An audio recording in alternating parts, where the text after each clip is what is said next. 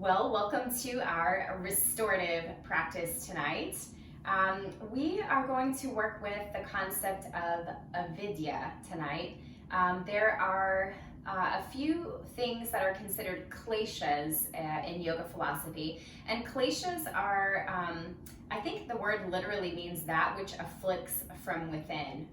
So these are sort of the poisons or the things that prevent us from experiencing our wholeness, therefore preventing us from being or living in a state of yoga.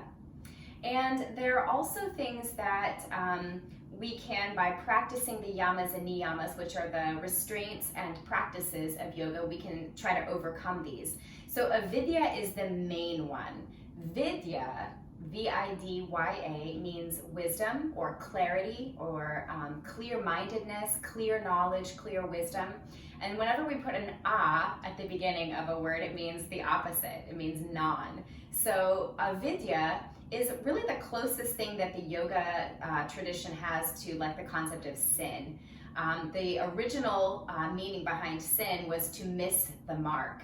And that's really what avidya is. It is acting from a place of ignorance, not willful ignorance like I should know better but I don't, more like just total unawareness.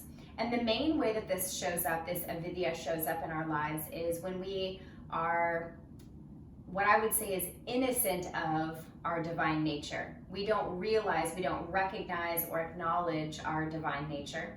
This can also show up when we do not recognize the divine nature of another. And so we maybe treat people as if they were not divine beings. And so these are the consequences of living in avidya, or a lack of wisdom, lack of clarity. So what we're going to try to do tonight is find some poses that we can rest in to help us to work directly with this avidya that we might be experiencing, and in ways that will help us to overcome this condition and move from avidya to vidya, which would be clear living or wisdom. So our first pose tonight, we're going to use 2 blocks and a yoga bolster. If you don't have those things, 2 blankets and 2 bed pillows will substitute just fine. You might need a few extra blankets for thickness to create the same thickness as a yoga block, but either way, we're going to find these poses. So our first shape we're going to take by placing either 2 blocks or 2 folded blankets.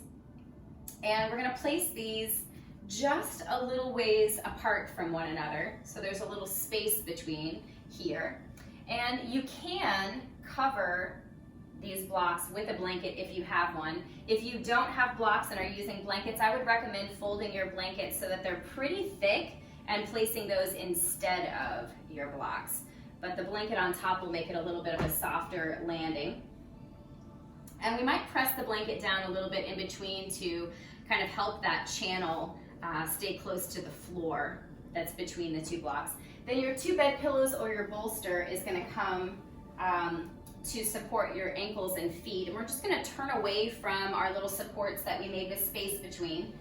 The other support will be used underneath your knees. And we're just going to kind of roll back. Ideally, your first block or your blanket support is kind of right at the bottom of your ribs. And the second one, your second stack of blankets or your second block, is supporting right at the back of the skull. And the reason we made this little space here is so that the shoulders and shoulder blades can kind of drop into that little zone between. So once we get settled in, what we have is a lifted heart, a supported and elevated mind. Our sacrum is grounded, but our feet are kind of hovering above the earth a little bit. Take a few deep breaths here just to become accustomed to the pose. Notice if there are any adjustments that you could make to be a little bit more comfortable here. And then start to feel the opening that's happening in your heart center. Avidya is a kind of heart suffering. So in this pose, we want to begin to make space within our heart for the solution, making space in the heart for healing.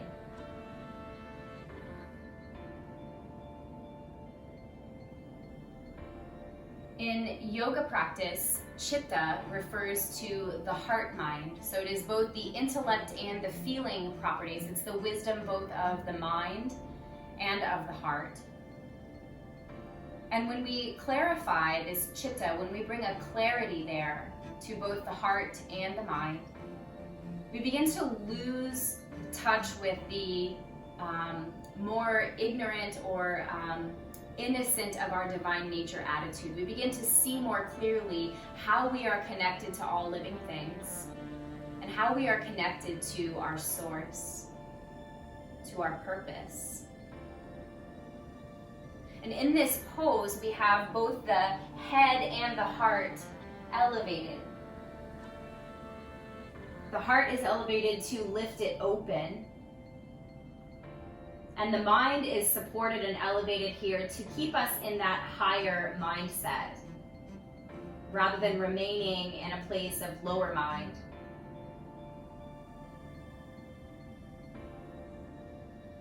The sacrum is grounded, meaning that our body is still. And when we find stillness in the body, we can concentrate our energy and effort and our attention in the heart and the mind. The reason I had us elevate the feet tonight was just to bring a sense of lightness. Sometimes when we work directly with Avidya, we inadvertently just dive right into self-criticism. We think of moments where we have forgotten our own divine nature and behaved accordingly.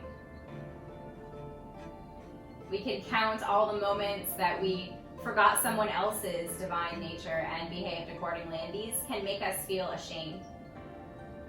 So we elevated the feet here to keep us a little light off the ground, to remember our holiness even as we rest in the challenge of meeting our own clarity.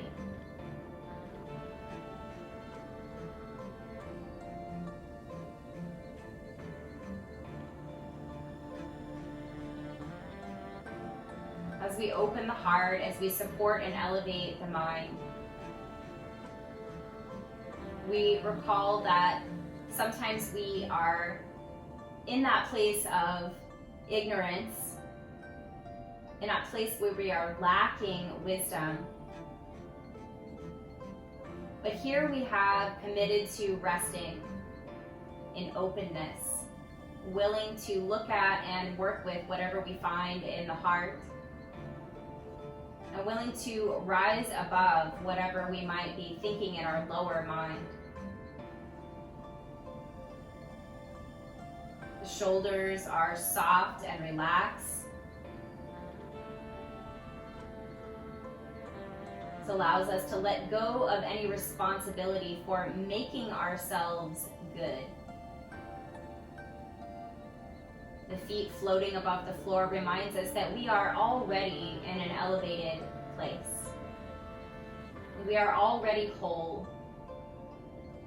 We are already experiencing oneness, so long as we keep our heart open and continue to work from that higher, elevated mindset.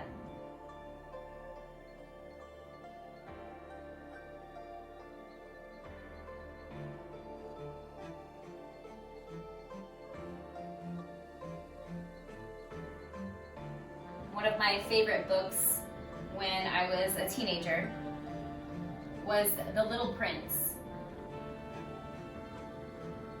And it's a beautiful story of a little boy speaking with an adult.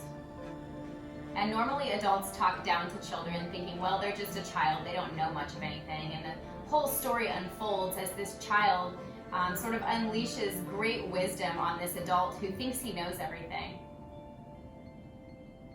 And in a conversation, the little prince says to the pilot that he's with, "Here is my secret. It is very simple. It is only with the heart that one can see rightly. What is essential is invisible to the eye. So hopefully you've settled deeply into your pose. Ideally, your eyes have closed and you've settled into that interior landscape. And we can begin with the heart lifted and open in this way to see clearly from the heart what it is that we're working with.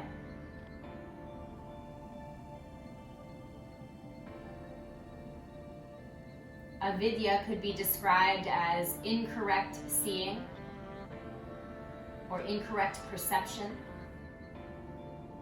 But yoga practices, whether it's asana or meditation, chanting, study, they offer us this lesson of being able to clarify our perception, bringing us into that place of witnessing our own wisdom. As we move or find stillness on our mat, we create more open-heartedness. We create that essential space within that allows us to see things as they truly are. We'll stay here for about another minute or so. So as your breath is calm, as you find that stillness, as you've settled into that openness in the heart, and you feel a sort of shining from there, an illumination that is flowing from your heart. The light that brings deeper clarity. Do you feel the mind a little clearer and sharper in this stillness?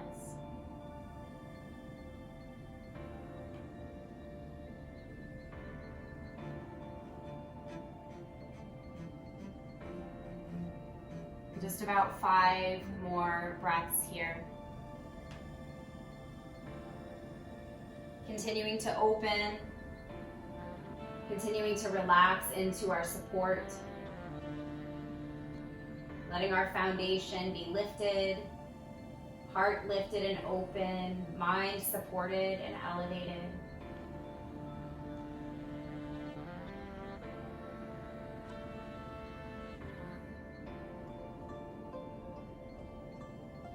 Then as you're ready to come out, we're going to take another step towards vidya, toward wisdom, from this openness, from this elevated mind. We're going to turn the palms down for just a moment here, a breath or two, just to ground. Then start to bend a little deeper at the knees. Maybe the soles of the feet come to your pillow or bolster. And just gently we can press into the floor to start to rise up from this shape. You can also roll off of your supports to one side if you like. And we might use some of these same supports in our next pose. We're going to find a forward fold. If you're using blocks, we might just set those to the side. We might need those in a moment. If you have a blanket, you might unroll it just a little bit long so that you have kind of a longer rectangle shape. And then just take a little roll here and place that roll in front of you so that it's just underneath your knees for support. This will kind of help to soften this pose for the hamstrings if you have tight hamstrings. If you do a lot of sitting or cycling, it's very likely that you do have tight hamstrings. So with that little bit of support here, we'll take our bed pillows or bolster, whichever you're using, and bring those to your tops of your legs. And we're going to fold over our support here, but this is pretty low, just lying straight onto the bolster. It's a pretty deep stretch for me, and for restorative, we want to avoid our deepest stretch. So one of your blocks might be helpful to place underneath the forehead. If that's not super comfortable or cozy, you can place a little bit of soft support over the top of that block, or just simply fold your blankets thickly enough to support your head in place of the block. And it might take a few tries to kind of settle into the pose in such a way that you feel both supported and relaxed. Arms can either rest on either side of your supports, or they can come to rest on top, kind of interlacing the fingers and just letting the elbows hang down. We do want to get a sense of the back body broad and open.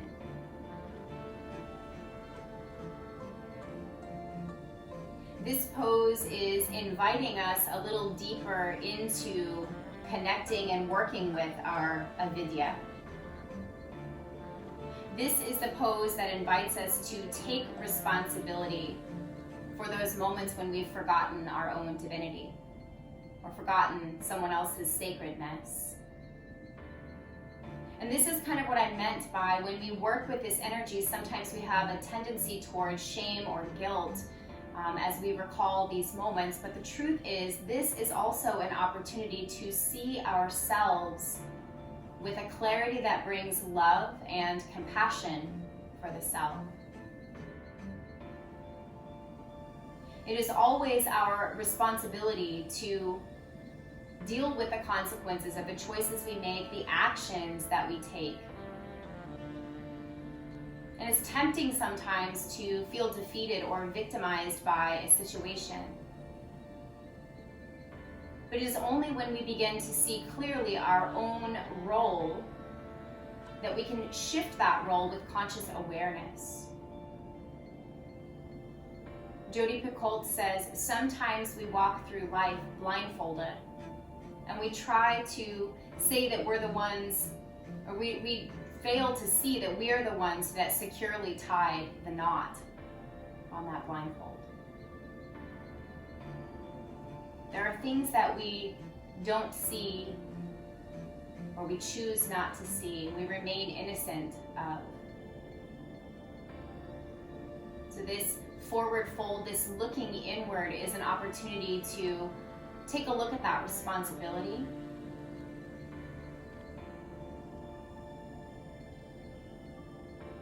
And to begin to clarify our intentions.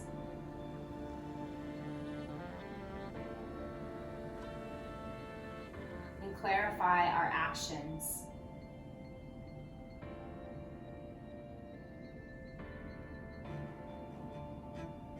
See if even here, as you look within, as you process moments of avidya or periods of time of avidya, actions based in this mindset, if you can still perceive that shining light from your heart. Folded over in this way, it might seem as if we've cast a shadow over that light. But feel and breathe into that open space at your back body and see if you can feel the light emanating from there.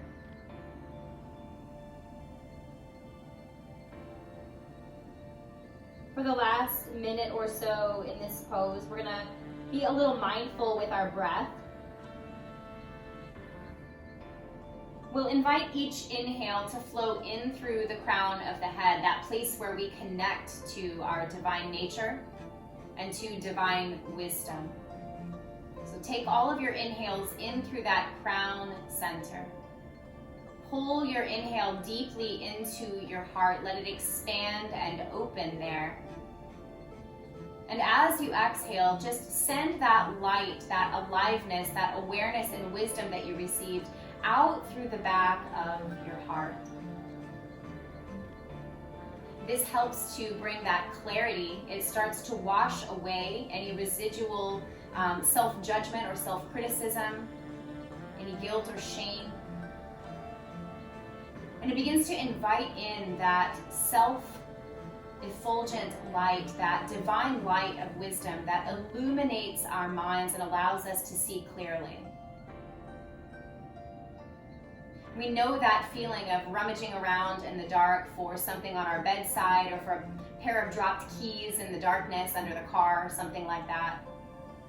And there's a lot of just kind of moving around and flailing around looking for something. But when we turn the light on or we open up our flashlight or whatever it is, that light makes it so clear in what direction we should act to accomplish the task at hand. So invite that light into your mind. Invite it into your heart. Feel it expanding in your heart center. Feel it filling you up. Feel it bringing clarity and wisdom. That clear sight or clear seeing. 2 more breaths like that.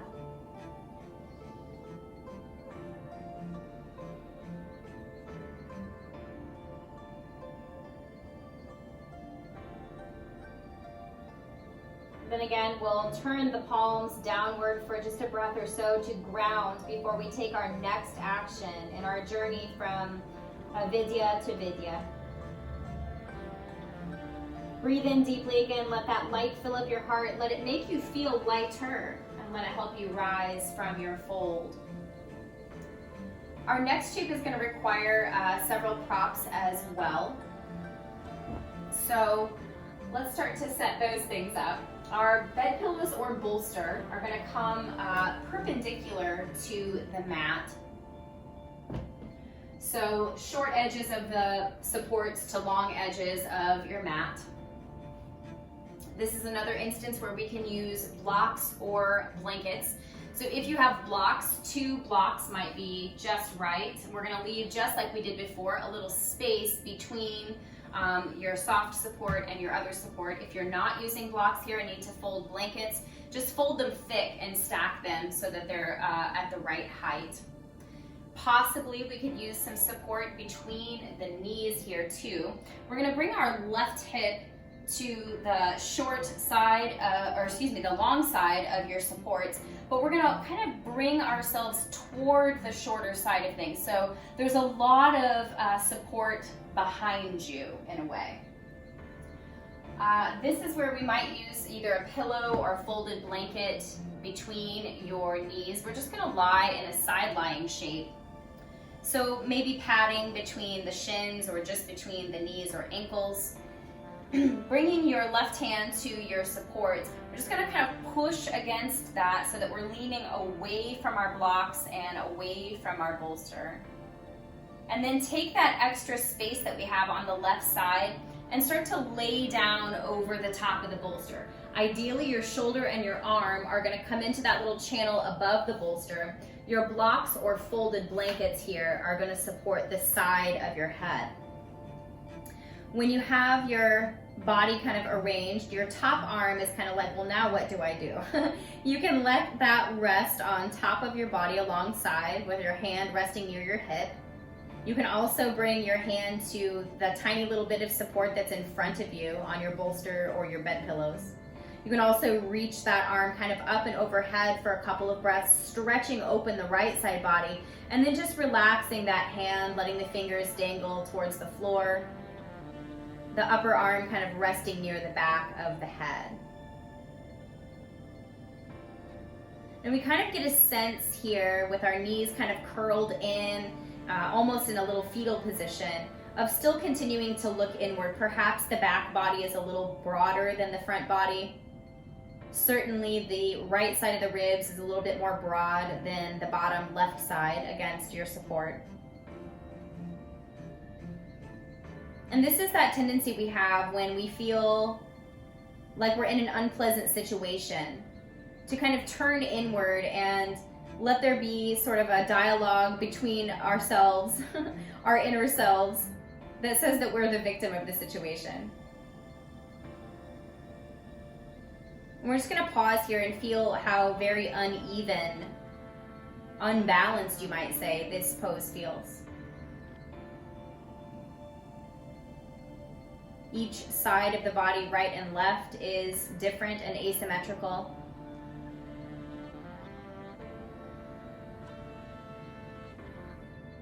Notice how that affects and changes where your breath flows into your body.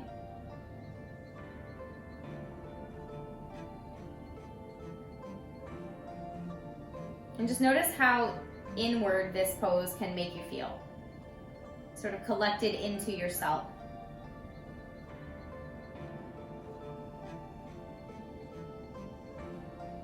We've left quite a lot of space behind us so that we can take our next action. So we've kind of recognized that we're in a space where we're self-focused and that we can feel victimized by certain circumstances that we find our way in. Now we're going to find a transformation. So that top arm, wherever it's landed, maybe it's reaching up and overhead, maybe it's resting on the bolster in front of you, maybe it's alongside. We're going to start to sweep it up as if we were going to reach overhead, and then start to roll the body slightly open. Now, my shoulder is just kind of hanging out in the air here. So what I'm going to do is scoot my head support back a little bit. and start to shift my body a little so that my shoulder is supported. I'm gonna have to scoot my blocks a little bit closer to support my head in this scenario. But what we want to feel here, the shift that we're aiming for by twisting open, is rather than kind of being inward and self-focused, we've opened ourselves up. Our hands are representative of our actions that we take in the world, the way we interact with the world around us. Now they're broad, palms are up. We're ready for action. The heart is once again open so that we can see clearly.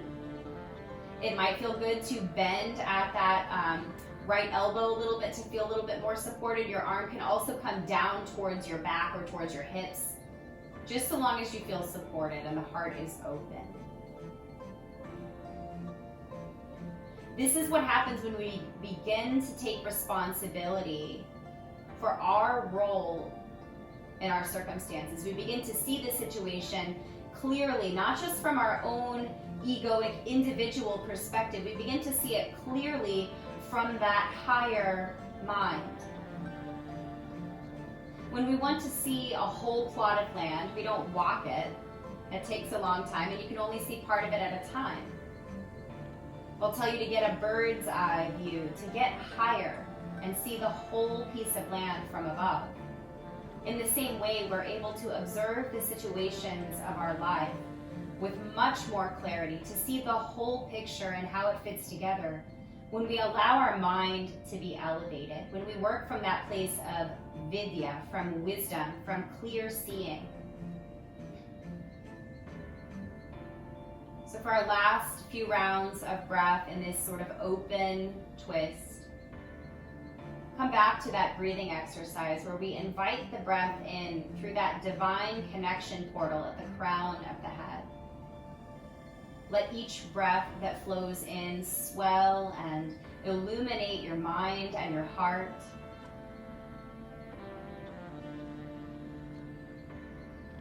Perhaps there's a small amount of discomfort in this shift. It's hard to let go of not being responsible for our own suffering. It's much easier to blame another person or a situation. So there can be some discomfort as we shift open in this way. It can also feel very vulnerable. Just breathe into that. Keep receiving that light.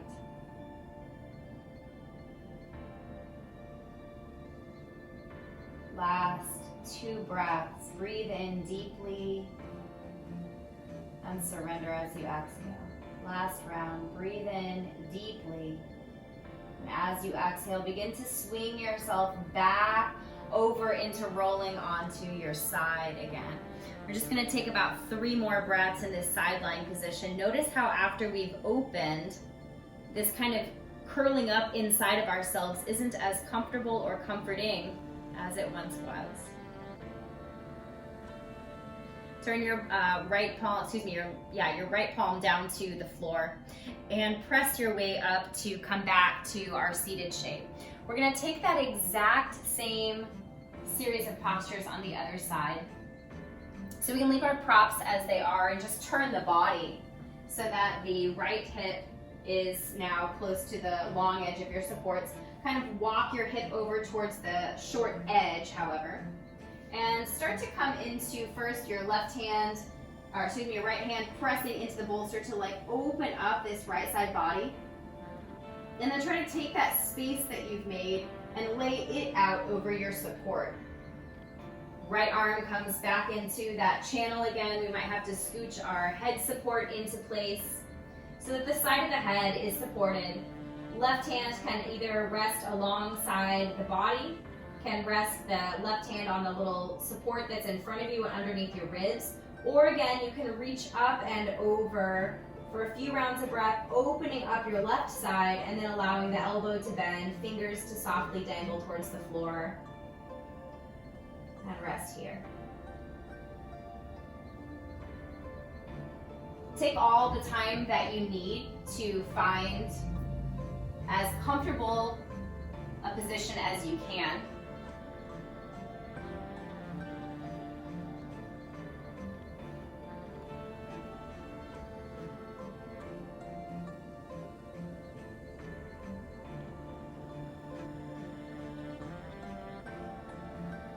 And again, kind of go inside yourself. Notice what it feels like to sort of curl up into your own being. To see the world only from your individual point of view. This is what we would call the lower mind, which isn't to say that each of us as individuals isn't intelligent or isn't smart. It's not a slam. It's just a limited perspective. Again, if we're trying to see a large area of land, we can go up a ladder and see a lot more than we saw before. But we're not going to see as much as if we get into some kind of aircraft or get really tall somehow, maybe a hot air balloon, whatever it is that allows us to get much, much higher than we could get on our own. And so feel the limitation of the shape, feel the asymmetry, the disharmony that happens inside when we sort of take our limited perspective. And just allow yourself to take this shape as it is, as you are. Just take this shape in the truest way that you can.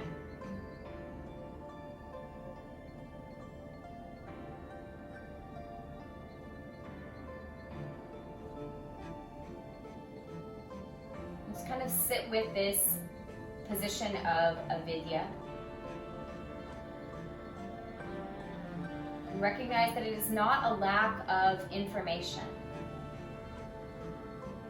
It's the inability to experience our deep connection to others, our deep connection to our original source, our awareness, our aliveness, our consciousness. This would be our Sat Nam, our true identity. We feel disconnected from it. Take a few more breaths here. Resting inside your own mind, sitting with any discomfort that might be happening here.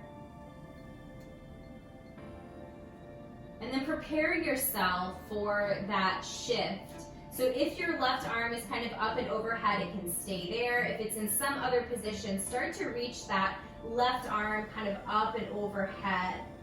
And start to then roll your body open. I'm again finding that I'm not supported, so I'm going to have to shift my body just a little bit to allow my left shoulder to feel supported. I'm also going to move my head support just a little so that I can start to roll myself open, beginning to turn toward facing responsibility for my own actions, to be able to see the situations I find myself in, whether it's the relationships that I'm working with, the projects I'm working on, whatever it is, seeing my own role and seeing beyond myself to see how others might fall into that, what part others play, and how I might be able to shift or twist open to changing or reframing my relationships to those people, situations, projects, whatever it might be. Maybe we notice again here that sense of vulnerability after kind of being in our own little headspace, not paying attention to much else outside of ourselves, to now have turned our perspective open, to shifted our heart to an open place.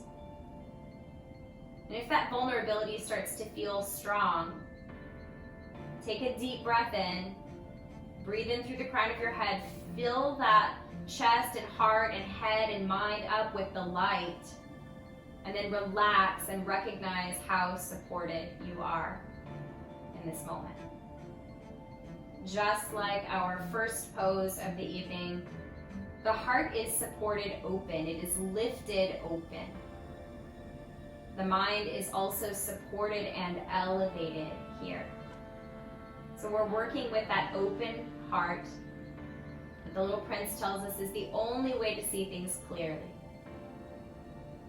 And we're working from that elevated mindset so we can let go of any shame or guilt as we turn open to change our relationships, to change the way we work with certain energies.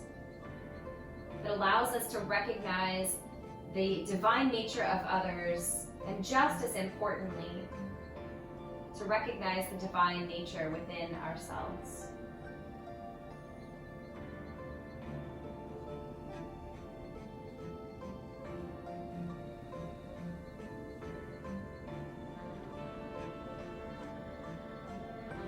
Back to that breath exercise of breathing in through the crown, allowing your breath to fill up and lighten your heart. And as you breathe out, surrender a little more to that support. Recognize that all actions that we've taken on our life journey, in some way, even if they didn't seem like it at the time, or they were even really unpleasant, in some way those things have steered us toward this moment where we're actively pursuing wisdom, actively shining the divine light upon our own hearts and minds, to begin to recognize and embrace and step into our Sat Nam, our true nature.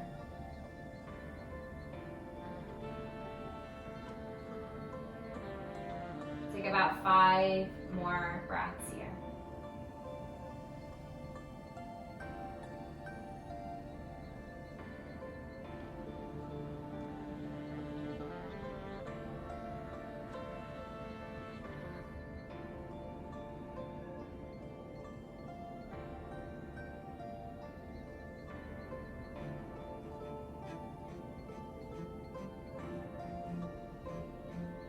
As you come to the end of those breath cycles, start to unwind your twist, bringing that left arm back up and overhead. Maybe it's coming in front of you now.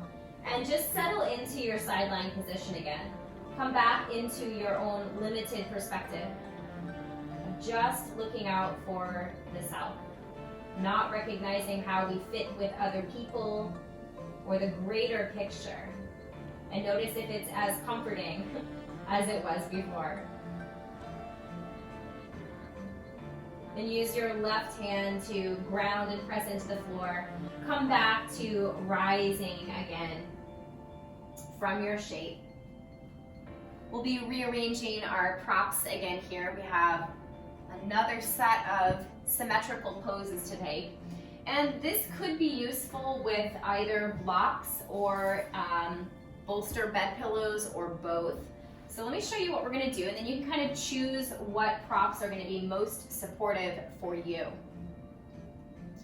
We're going to come to a sort of wide-legged shape. It doesn't have to be super, super wide unless that's comfortable for your body, but just plenty of space between your ankles. This might be another place where that rolled blanket or towel might feel really nice underneath your knees.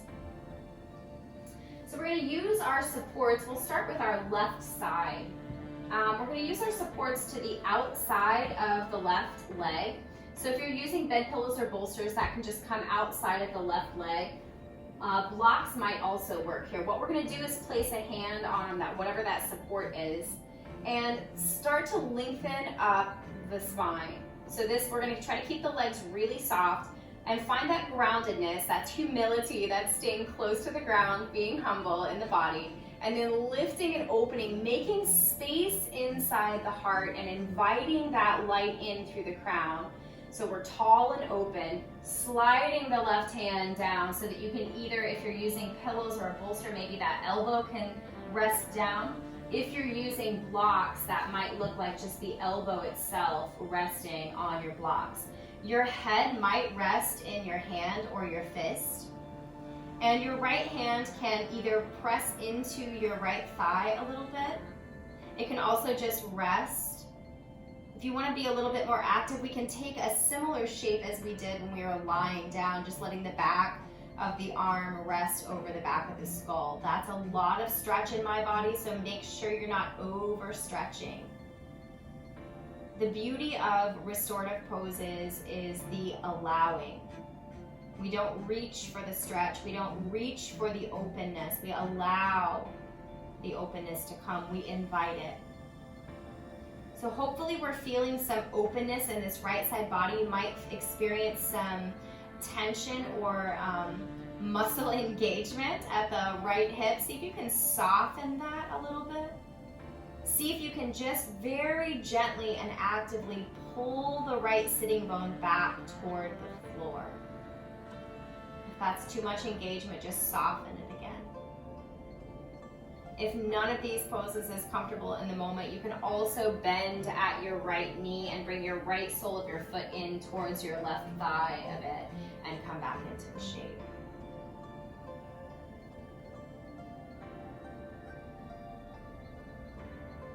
So again, we sort of have a sense of openness on one side, a little vulnerability perhaps on the right side. And our mind is sort of just resting in the hand.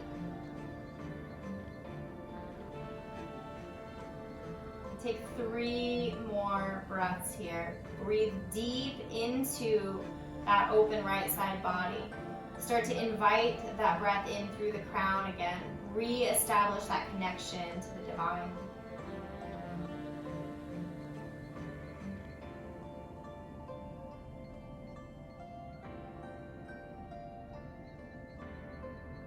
And then on an inhale, start to lift your head. Maybe even pressing the left hand into the floor to come back up to an upright seat. Walk the hands gently behind the body. Just lean back into your hands. Maybe take a little gentle sway.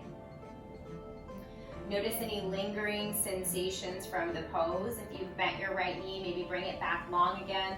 Then take a big inhale from the crown of your head and lift and swell open your heart. Draw your shoulders back.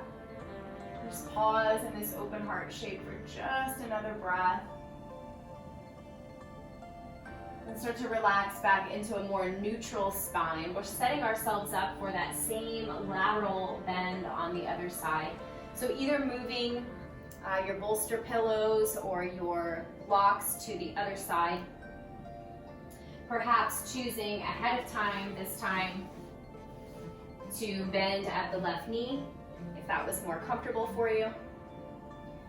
Bring your right hand to your support. Take a nice big inhale. Find that open space. Make space in your heart for the light to come in. Start to breathe in through the crown of your head. And then exhale, start to slide down towards that right side, dropping the right elbow. Maybe even bringing the hand up to support the head, fist, or letting your head rest in your palm. Find a comfortable place for that left hand and arm to be. See where you can relax a little bit. If you're having strong sensations at the left hip, see if you can just gently soften a little bit into it. Maybe bring a little additional support underneath your right elbow. If you're not feeling an intense sensation there, maybe gently ground a little bit more through that left sitting bone.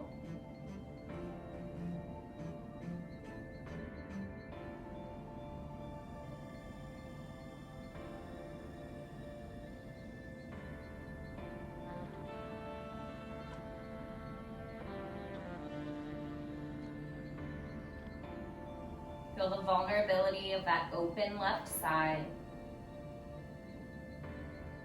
Feel the mind a little lower than its normal place.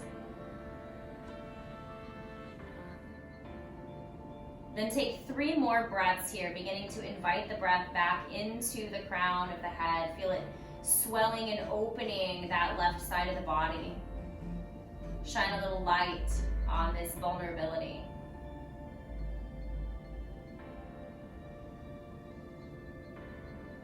When you feel more filled up, start to slowly let your mind come back up to that tall position. Come back to neutral. Hands again walking behind the body. Take a little sway from side to side, kind of softening any intense muscle stretch that was happening. And big inhale from the crown. Fill up your heart center. Feel the light shining forth. One more breath here, open. Exhale, come back to neutral. We're going to take our final resting pose from here. So feel free that if there's any other little stretches or movements that your body might need to take, feel free to move through those, especially if there's any lingering sensation. And I would definitely recommend raising or elevating the feet just a little bit for your Shavasana tonight. If you have the opportunity to do a legs up the wall pose, that can be really nice. If not, just stacking maybe your bed pillows or bolster with a couple of extra blankets on top to elevate the feet a little so that your shins and calves are resting on that support. Feet can be kind of dangling again. We want to keep in mind that as we deal with our own vulnerabilities, to remember that our feet are just hovering just a little off the ground. That we are, whether we remember it or not, we are already divine. So if you want to either just find that flat back Shavasana or some kind of supported version,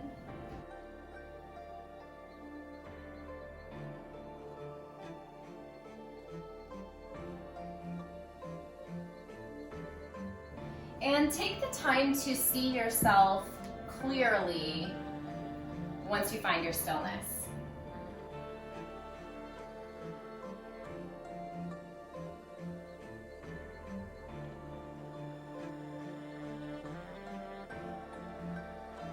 Let go of any ideas of lacking in certain qualities.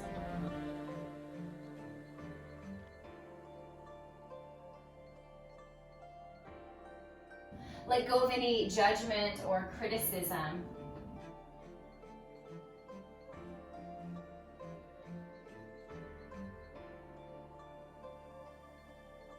Remember that we always have an opportunity to change our minds and to try again in a different way.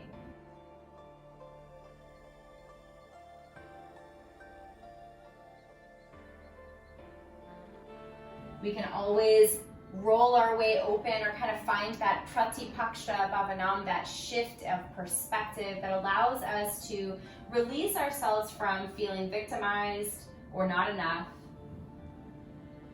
to let go of that smaller minded thinking and rise up into that higher mind, our open heart, and the clarity that we can see not with the eye but with the heart.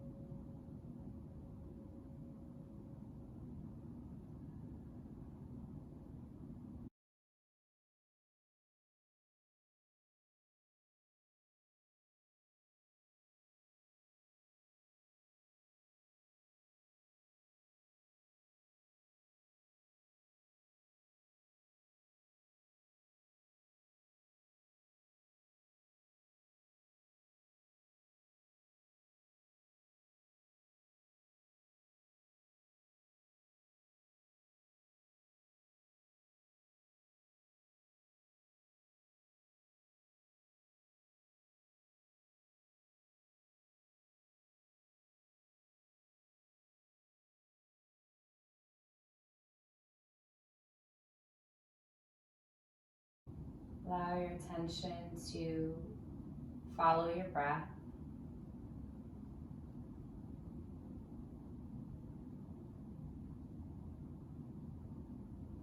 Come back to the practice of breathing from the crown of the head, receiving your breath from there.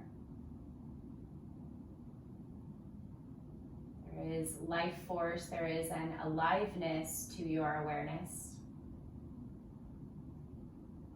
A clarity that is brought by this light, this illumination. As you exhale, soften any responsibility you might have toward being good or being perfect.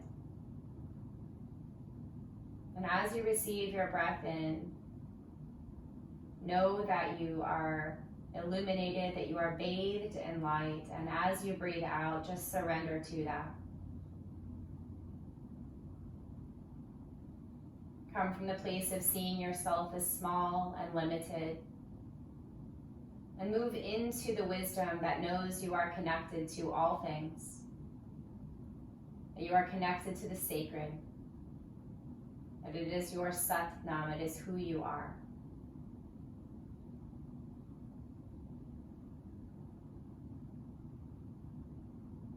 Indulge yourself with deeper breaths. Receive more light as you breathe in. Release more darkness as you settle into accepting your wholeness as you are. So if you can feel that light growing in your heart, beginning to emanate there.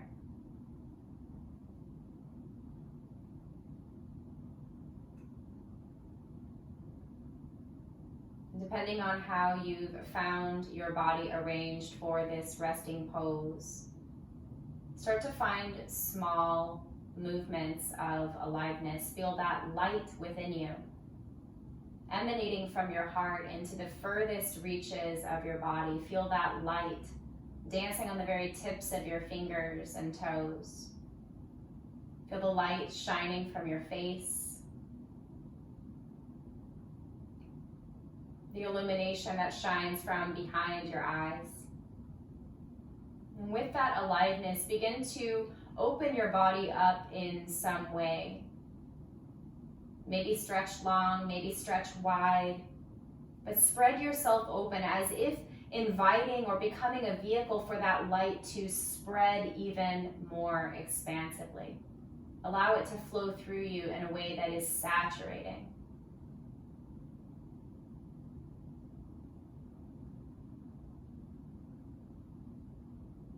Then begin to find your way back into a more tightly coiled position. Maybe find your way to your side. And just again, rest here. Look at yourself again. Begin to see your situation again, just like we did in our other side lying position, but this time see it from that higher mind, from that clarity of your open heart. Then use your top hand to ground and press yourself back to a seated shape.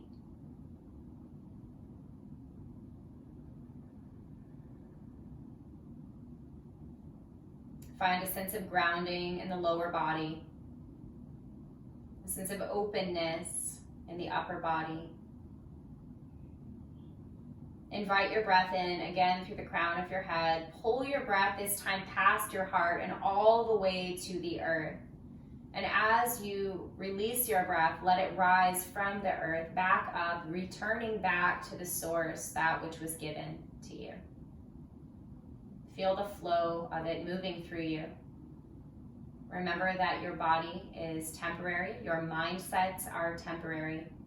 But this light that illuminates you, that brings you your true wisdom, that illustrates your true nature, is eternal and unchanging. Turn your palms upward to face the sky, just on either side of your heart. And in one hand, hold your individual limited self. In the other hand, hold the energy of the light that is the source of all things. Bring your palms together, join them as one, and then pull that into your heart center. And feel the energy of the divine and your individual self meeting there in your heart. As we rise from our innocence of our divine nature and start to embrace and step into that wholeness, step into that Satnam, our suffering is greatly reduced. And as an act of service, this happier, whole self is then able to ease the suffering of others by seeing and recognizing their divine light as well. And so we close our practice with this prayer. Loka samasta sukhino bhavantu. May all beings be happy, healthy, safe, and free. Namaste.